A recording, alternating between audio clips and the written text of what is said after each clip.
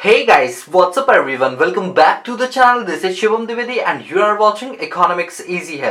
दोस्तों जैसा कि आप जानते हैं हम चैप्टर नंबर 19 पर पहुंच चुके हैं जिसके अंदर हम एनवायरनमेंट की बात करने के लिए जा रहे हैं। मेक श्योर आपने लास्ट क्लास हमारी देखी हुई जिसके अंदर हमने मिलेनियम डेवलपमेंट गोल की बात की थी।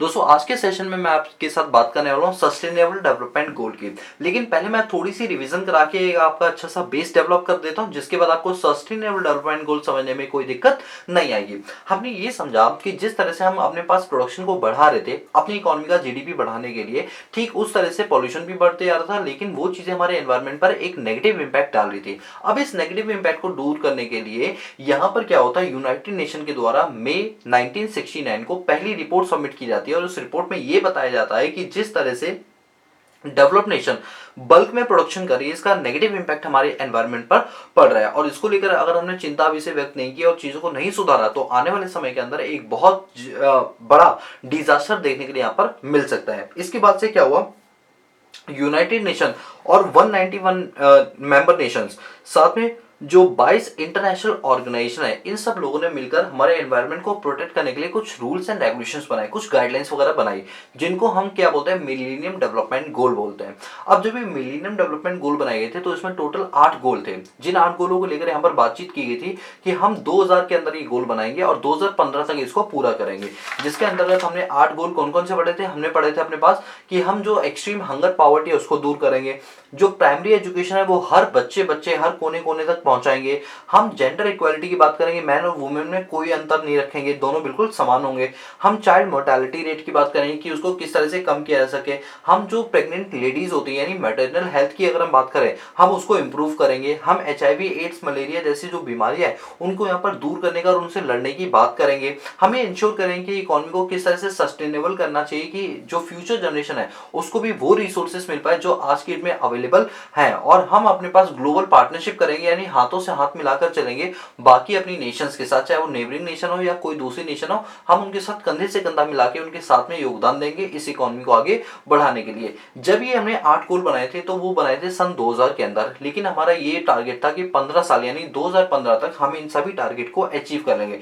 इंडिया की अगर मैं बात करूं तो इंडिया 3-4 गोल को अचीव कर पाया, बाकियों को वो नहीं कर पाया और इसी तरह की हालात सबके रहे, सभी मेंबर नेशंस की यही हालात थे। इसके बाद जाके यूरोपियन जो हमारा अपना यूनाइटेड नेशन है इन्होंने कहा चलो कोई बात नहीं, अगर पूरा नहीं कर पाए तो हम इसको चेंज कर देते हैं, हम इस 8 गोल को तो रखेंगे साथ में अपने पास क्या करेंगे 9 और गोल लेकर आएंगे और उन गोल से मिला देंगे और बना देंगे एक सस्टेनेबल डेवलपमेंट गोल। यानी अब हमने नए गोल्स बना दिए जिनको क्या नाम दिया गया था, सस्टेनेबल डेवलपमेंट गोल का नाम दिया था, जो आज का हमारा टॉपिक है। आई होप गाइस कि आपको पीछे के सारे टॉपिक जो बिल्कुल क्लियर हो गए होंगे। ठीक है, तो अगर मैं आपसे पूछूं सस्टेनेबल डेवलपमेंट गोल को लाने के पीछे का क्या रीजन था, तो रीजन ये था कि हमारे यहाँ पर मिलेनियम डेवलपमेंट गोल थे, उनके टारगेट को हम पूरा नहीं कर पाए और जब पूरा नहीं कर पाए तो अब हमें टारगेट तो करने ही थे पूरे, और साथ में 15 सालों में और नई नई चीजें हो गई तो हमने इसको जोड़कर और नए रूल्स और बना दिए और उसको नाम दिया गया सस्टेनेबल डेवलपमेंट गोल, जिसको हिंदी में बोलते हैं सतत विकास लक्ष्य। क्या बोलते हैं, सतत विकास लक्ष्य बोलते हैं।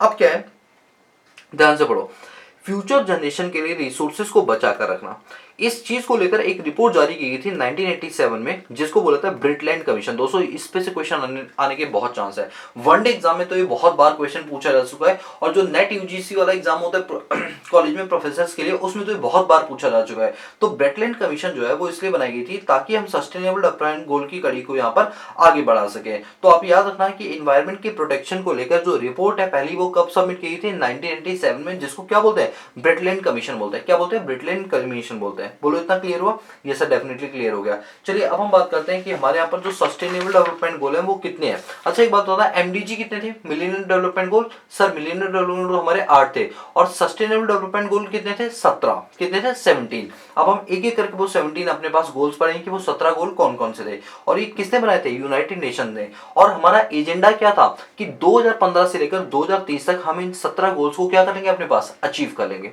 मैं रिपीट कर रहा हूं, हम अपने पास क्या करेंगे, जो 17 गोल है हमारे, उनको हम पूरे के पूरे क्या कर लेंगे, अचीव कर लेंगे। ये हमारा एजेंडा था और इसीलिए सस्टेनेबल डेवलपमेंट गोल यानी एसडीजी को यूएन एजेंडा 2030 के नाम से भी जाना जाता है। तो अगर एग्जाम में क्वेश्चन आ जाए कि यूएन एजेंडा 2030 किसको बुलाता है, तो किस पर टिक करोगे, सस्टेनेबल डेवलपमेंट गोल को यानी एसडीजी को बोलते हैं। अब एसडीजी के तहत जो 17 गोल्स थे उनमें पहला गोल था नो पॉवर्टी।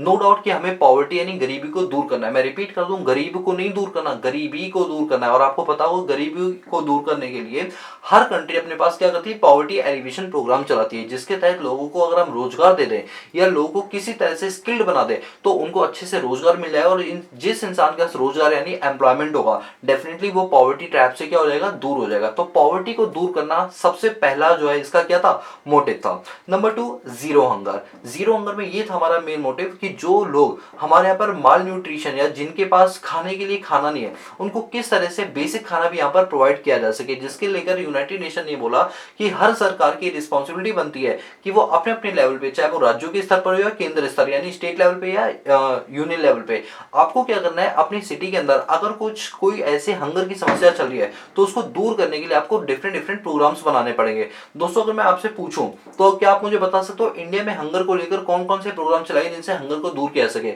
चलो मैं एक प्रोग्राम का नाम दे देता हूं, that is mid day meal program. Mid day meal program के दौरान ये क्या बोला गया कि जो बच्चे स्कूल्स में पढ़ रहे हैं हम उनको एक वक्त का खाना देंगे और साथ में घर ले जाने के लिए भी खाना देंगे। तो बहुत से ऐसी गरीब जनता थी जिन्होंने अपने बच्चों को इसलिए स्कूल नहीं भेजा कि वो पढ़ने आएंगे, इसलिए स्कूल भेजाया कि वो वहां से लंच लेकर आएंगे और इवन खाना भी खा के आएंगे। तो जब वो खाना खाएंगे तो मिड डे में यानी रिसेस में मिलेगा तो उस दौरान ये पढ़ भी लेंगे। तो दोनों ऑब्जेक्टिव पूरे हो गए, जिससे जीरो हंगर को सरकार ने बहुत अच्छी तरीके से दूर किया। और आपको पता होगा कि मिड डे मील को भी और हमने इनहांस करके पोषण स्कीम चलाई है। आपको याद होगा जो लोग हमारे हिंदू न्यूज़पेपर डेली सीरीज देख रहे हैं इंस्पायर्ड इकोनॉमिक्स में, उनको अच्छे से पता होगा पोषण स्कीम भी हमारे पास नहीं है ये। तो सर एक बात बताओ, आप क्या ये डेली हिंदू न्यूज़पेपर बार बार बोलते हो? भाई साहब बात यह है कि आप ये चीजें पढ़ रहे हो, जब आप इसको प्रैक्टिकली रिलेट नहीं कर पाओगे तो इकोनॉमिक्स पढ़ना ये बेकार होगा आपके लिए। इसीलिए कहता हूं डेली एक हिंदू न्यूज़पेपर आप पढ़ा करो। क्यों? क्योंकि उससे आपको कई अच्छी नॉलेज मिलती है। यही इकोनॉमिक्स हम वहां रियलिटी के अंदर पढ़ते हैं कि रियल में चल क्या रहा है देश विदेश के अंदर,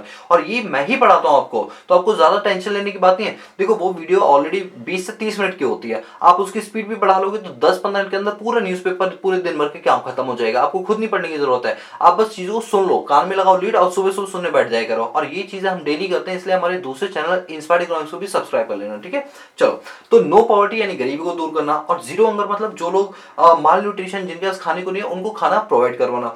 तीसरा गोल था गुड हेल्थ, कि हर इंसान की एक अच्छी हेल्थ हो, क्योंकि एक इंसान की जब अच्छी हेल्थ होगी ना तो ऑब्वियस सी बात है उसका लिविंग स्टैंडर्ड भी बढ़ेगा, क्योंकि वो काम अच्छे से कर पाएगा। और जब वो काम अच्छे से करेगा तो उसको अच्छी खासी सैलरी मिलेगी, और जब उसे सैलरी वेजेस अच्छी खासी मिलेगी तो वो अपने परिवार को सही तरीके से चला पाएगा, यानी पूरा एक सर्कल है। तो गुड हेल्थ का भी होना एक बहुत बड़ा कंसर्न है, और यही यूनाइटेड नेशंस ने क्या बोला कि अब जो एसडीजी होंगे, सस्टेनेबल डेवलपमेंट गोल होंगे, उनके अंदर हम क्या करेंगे, अपने पास हेल्थ को भी एक एंश्योर करते हुए चलेंगे। चौथा गोल था क्वालिटी इक्वेशन एडुकेशन। अच्छा, अब याद रखना मिलेनियम डेवलपमेंट गोल में था प्राइमरी एजुकेशन, और यहां पर है क्वालिटी एजुकेशन, यानी अब चीजों में सिर्फ आपको क्या एजुकेशन नहीं देनी बल्कि क्वालिटी एजुकेशन देनी है, ताकि हम उनको स्किल्ड लेबर बना पाए, यानी स्किल उनके अंदर आ पाए। दोस्तों अगर मैं बात करूं, कहते हैं ह्यूमन वांट्स आर अनलिमिटेड, पहला मोटिव क्या था सरकार का, मतलब यूनाइटेड नेशन का, कि पहले आप पढ़ाओ यार, एटलीस्ट तुम्हें 1 2 3 टेबल वेबल लिखना पढ़ना आना चाहिए। लेकिन जब हमने देखा कि ये चीजें अच्छे लेवल पे हो रही है तो हमने सस्टेनेबल डेवलपमेंट गोल में क्या कर दिया, क्वालिटी एजुकेशन, कि अब एजुकेशन नहीं बल्कि क्वालिटी एजुकेशन दो, ताकि वो स्किल्ड लेबर बन पाए और उन्हें एक अच्छी खासी जॉब यहाँ पर मिल पाए, जिससे उनकी जो इंक्लूसिव ग्रोथ है या ओवरऑल ग्रोथ है वो यहाँ पर इनहांस हो पाए, क्योंकि जितनी अच्छी उनकी पढ़ाई होगी उतना अच्छा उनका पैकेज भी होगा, ठीक है।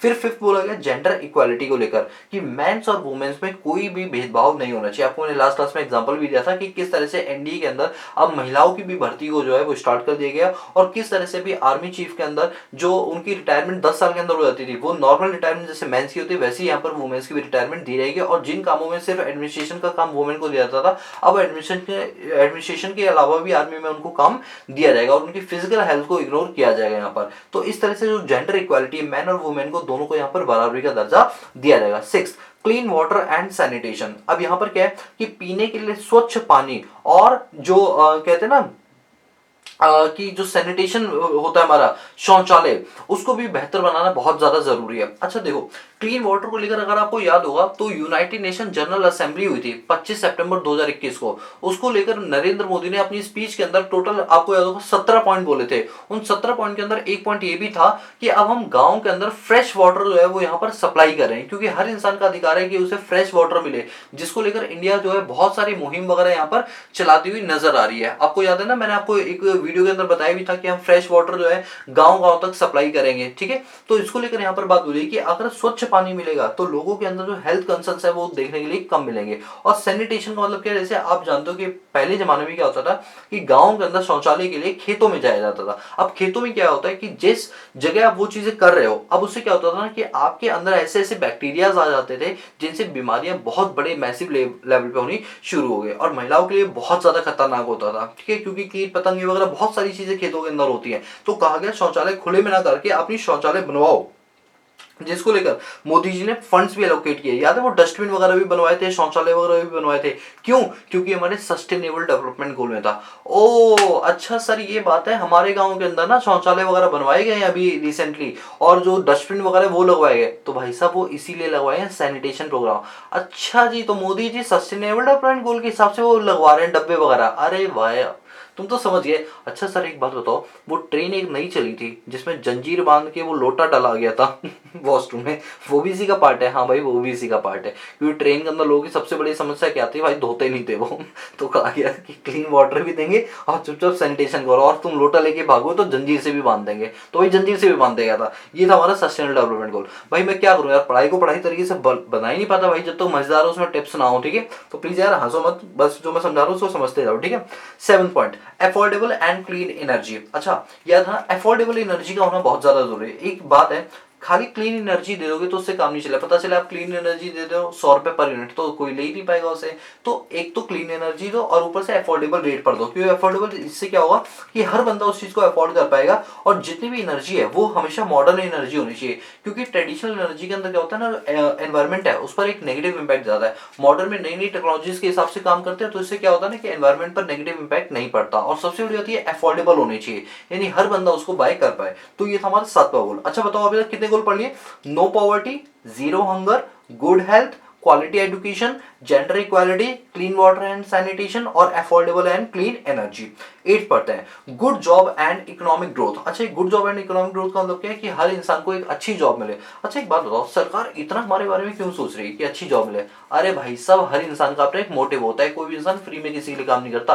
तो सर आप भी वीडियो बना रहे हो तो आप हमारे फ्री के लिए काम नहीं कर रहे? अरे भाई मैं भी क्यों फ्री में काम करूंगा, माना मैं आपसे कुछ नहीं ले रहा हूँ, लेकिन बदले में क्या होगा, एक जो आपकी रिस्पेक्ट मिलती है ना, जो आप मुझे मैसेज करते हो, वो मेरे लिए बहुत वैल्यूएबल होता है। आपको शायद ये बात पता नहीं होगी, एक पैसे की वैल्यू से ज्यादा ना आप लोग जो रिस्पेक्ट देते हो ना, जो आप प्यार देते हो, ये बहुत बड़ी चीज है मेरे लिए, वो करोड़ों रुपए के बराबर है मेरे लिए। तो ये चीज क्या है, हम दोनों आपस में क्या कर रहे हैं, कुछ ना कुछ एक्सपेक्टेशन रख रहे हैं, मेरी भी एक्सपेक्टेशन आप लोगों से होती है। तो यार ना ठीक उसी तरीके से सरकार अगर आपसे बोले गुड जॉब, तो सरकार की भी कोई एक्सपेक्टेशन होगी। पता है क्या, जब आपको अच्छी जॉब मिलेगी तो ऑब्वियसली आपको पैकेज भी अच्छा मिलेगा, और जब पैकेज अच्छा मिलेगा तो इनकम टैक्स वाले क्या रहेंगे, कटोरे लेके आ जाएंगे, ओहो सर आपने साल में इतने रुपए कमाए, चलो चलो कटोरे में पैसा डाल दो, दो दो इनकम टैक्स दो। अच्छा चलो आपने इनकम टैक्स दे भी दिया, इसके बाद बची हुई इनकम से आप क्या करोगे, कुछ माल पानी खरीदोगे। तो जब माल पानी खरीदोगे फिर सरकार आ जाएगी, दे दे दे दे। तो जब सरकार दोबारा कटोरे लेकर आएगी तो वो क्या मांग रही है, जीएसटी मांग रही है, कह रही है अब इनडायरेक्ट टैक्स दे दो। यानी इंसान पैदा होने से लेकर मरते दम तक जीएसटी और इनकम टैक्स देता ही रहता है, और यही सरकार की मेन इनकम है। तो सरकार ये नहीं बोले कि तुम्हारी गुड जॉब है, सरकार बोले तुम गुड जॉब लो और हम फिर तुमसे खूब मोटी रकम लेंगे। इससे क्या होगा, इकोनॉमी का जो सर्कल है वो चलता रहेगा, और गुड जॉब से एम्प्लॉयमेंट की अपॉर्चुनिटीज क्या हो जाएंगी, बढ़ जाएंगे। 9th है इनोवेशन एंड इंफ्रास्ट्रक्चर। अच्छा इंफ्रास्ट्रक्चर का मतलब सिर्फ बिल्डिंग से नहीं होता, मैं आपको कई बार क्लासेस के अंदर बता चुका हूं, बट एक बार फिर से रिपीट करता हूं। इंफ्रास्ट्रक्चर का मतलब होता है हर वो चीज जो इंसान के लिए बहुत ज्यादा जरूरी है। अगर मैं बात करूं कि मैं आपको पढ़ा रहा हूं, तो पहले कभी मैंने भी खुद पढ़ाई की होगी, ठीक है, स्कूल कॉलेज के अंदर। तो स्कूल कॉलेजेस का होना, बड़ी बड़ी अच्छी अच्छी बिल्डिंग्स का होना, स्कूल कॉलेज तक पहुंचने के लिए अच्छी रोड का होना, अच्छा ट्रांसपोर्ट मैकेनिज्म का होना, मेट्रो होना, रेलवेज होना, ट्रेन होना, और आपकी बसेस पुलिस होगी, ओला होगी, उबर होगी, इस टाइप की जो रेंटल कार्स हो ये सारी होनी जरूरी है। उसके बाद अच्छी इलेक्ट्रिसिटी होना जरूरी है, इंटरनेट की कनेक्टिविटी का होना जरूरी है, मोबिलाइजेशन मोमेंटम होना जरूरी है, बहुत सारी चीजें जरूरी है। और यही सारी बेसिक एमिनिटीज कहलाती हैं आपके लिए इंफ्रास्ट्रक्चर। आपको पता होगा इंफ्रास्ट्रक्चर में सोशल भी आता है और इकोनॉमिक इंफ्रास्ट्रक्चर भी आता है। तो अगर एक इकोनॉमी का इंफ्रास्ट्रक्चर डेवलप होगा और नई नई चीजों इनोवेट होती रहेंगी तो ऑब्वियसली होता है वो देश बहुत आगे निकल जाएगा। अच्छा, अगर हम चाइना की बात करें तो क्या चाइना का इंफ्रास्ट्रक्चर इंडिया से काफी ज्यादा अच्छा है? जी हाँ दोस्तों, वहां पर नई नई टेक्नोलॉजीज के हिसाब से क्या किया जाता है, चीजों को इन्वेंट किया जाता है। दैट्स वाई वहां का जो इंफ्रास्ट्रक्चर है वो काफी ज्यादा अच्छा है और इसी से वहां पर नई नई इनोवेशन हो रही है और उनकी इकोनॉमी जो है सस्टेनेबल डेवलपमेंट गोल के किस गोल को ज्यादा अच्छे से अचीव कर पा रही है? 9th वाले गोल, जिसको क्या बोला जाता है, इनोवेटिव एंड इंफ्रास्ट्रक्चर। यानी अपने इंफ्रास्ट्रक्चर को इस तरह से फ्लेक्सिबल करो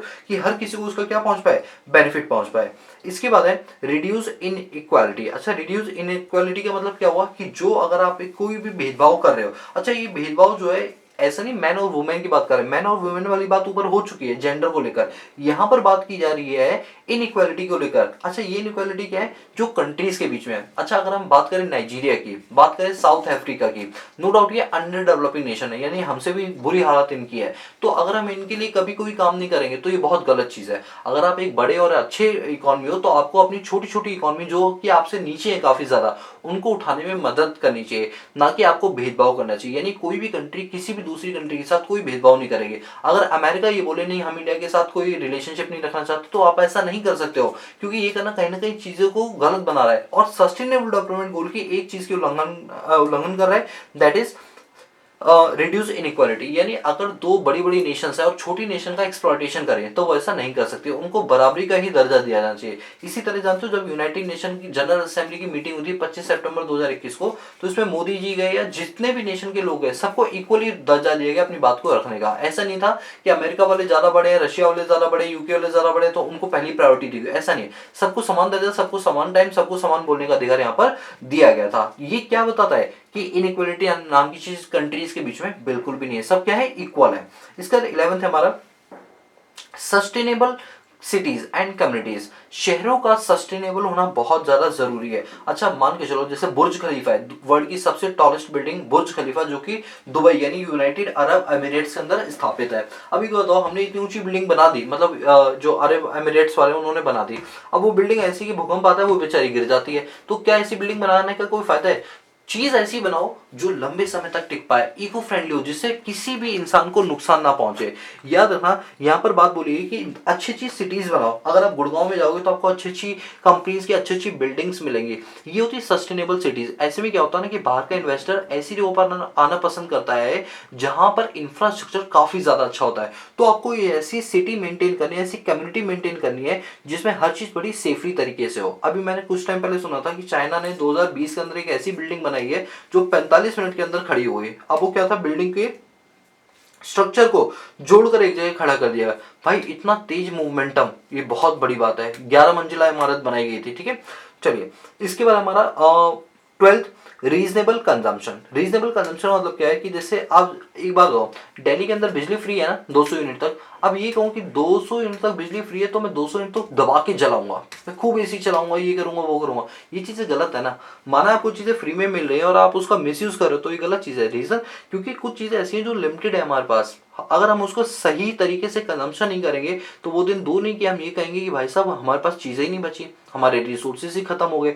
तो चीजों को ना सही तरीके से कंज्यूम करो, ओवर एक्सेसिव कंजम्पशन नहीं करना चाहिए। 13 क्लाइमेट एक्शन। अरे भाई क्लाइमेट एक्शन, इसकी तो बात ही अलग है। ये मैं अभी समझा रहा हूँ आपको सिर्फ क्लाइमेट एक्शन, इसको लेकर कम से कम हमारी 12 क्लासें बनेंगी, 12 क्लासें बनेंगी 13 पॉइंट को समझाने के लिए, क्लाइमेट एक्शन को लेकर, जिसके लिए मैंने न्यूज़पेपर के आर्टिकल्स भी यहाँ पर जो है ना ये देखो निकाल रखे हैं आपके लिए, जिसमें COP26 वगैरह मैं आपको बताऊंगा, आपको ये ट्रिलियन वाली चीजें बताऊंगा, बहुत सारी चीजें मैंने अभी निकाल के रखी हैं। ये सब चीजें किसके लिए है? ये सब चीजें क्लाइमेट एक्शन को लेकर है। अच्छा, जिस तरह से जानते हो आप कि क्लाइमेट को यानी हमारे एनवायरमेंट पर एक नेगेटिव इंपैक्ट जा रहा है, तो हम क्या कोशिश कर रहे हैं, जैसे टेस्ला मोटर है वो इलेक्ट्रिक व्हीकल बना रही है, क्यों इसको भारत के अंदर एंट्री दे दी गई? क्योंकि भारत के अंदर पेट्रोल इतना ज्यादा कंजम्पशन बढ़ चुकी है कि पेट्रोल भी महंगा हो गया है, और ऊपर से सबसे बड़ी बात की इससे जो पॉल्यूशन लेवल है वो काफी ज्यादा इंक्रीज हो चुका है, काफी ज्यादा इंक्रीज हो चुका है, जिसको टैकल करते हुए इलेक्ट्रिक व्हीकल्स को अब हमें लॉन्च करना ही पड़ेगा। सर क्या इंडिया में इलेक्ट्रिक व्हीकल हमारे पास है नहीं क्या? अरे भाई हमारे पास टेस्ला मोटर है और हम लोगों ने चलाई हुई भी है।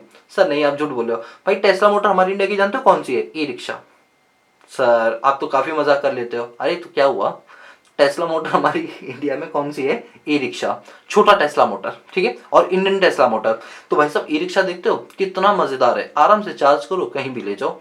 इवन वो तो किसी को मार भी देते हैं, पता भी नहीं चलता, पीछे से ई रिक्शा रहते हैं, प्यार से और बिना दबे पैर को चला जाता है। यानी उससे पॉल्यूशन भी नहीं हो रहा और साउंड पॉल्यूशन भी नहीं हो रहा, एयर पॉल्यूशन भी नहीं, साउंड पॉल्यूशन भी नहीं। तो ये जो छोटा टेस्ला मोटर, इसका बड़ा रूप टेस्ला मोटर, जिसकी कंपनी का मालिक है इलॉन मस्क, इन्होंने क्या बोला कि हम इंडिया के अंदर क्या करेंगे, टेस्ला मोटर को लॉन्च करेंगे, यानी इलेक्ट्रिक व्हीकल्स को लॉन्च करेंगे। ऑलरेडी हम टाटा की कारों के अंदर देखें, टाटा नेक्सॉन में देखें या टाटा अल्ट्रोज में देखें, इन्होंने अपनी कई सारी आर्टिका वगैरह कई सारी ऐसी जो कारें हैं उनके अंदर इलेक्ट्रिक पावर पॉइंट्स दिए हैं। ये कहीं ना कहीं क्लाइमेट एक्शन के लिए एक अच्छी चीज है, क्योंकि इलेक्ट्रिक पर अगर हम डिपेंड हो जाएंगे तो पेट्रोल जैसे जो ईंधन वगैरह निकलती है, जिससे पॉल्यूशन, जो सल्फर डाइऑक्साइड है, इस टाइप की जो गैसेस निकलती है जो क्लाइमेट के लिए हानिकारक है, वो चीजें क्या हो जाएंगी, कम हो जाएंगी।